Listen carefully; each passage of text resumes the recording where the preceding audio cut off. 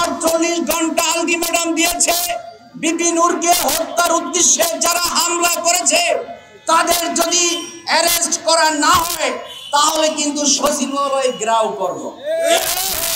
সচিবালয় ঘেরাও করা হবে না, ওই স্বরাষ্ট্র উপদেষ্টার চেয়ারকে রাত্রি মেরে জনগণের কাতারে ফালিয়ে দিব।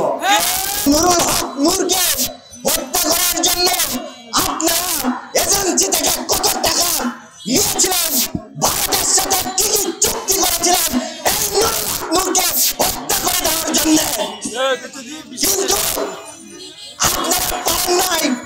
এই নুরুল হক নূরকে উপরে রাখিয়েছেন।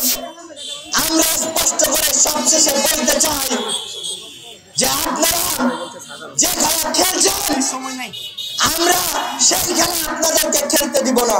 অনতিবিলম্বে যারা এটার সাথে জড়িত ছিল তাদেরকে আপনারা বিচারের আওতায় নিয়ে আসুন। ধন্যবাদ সবাইকে।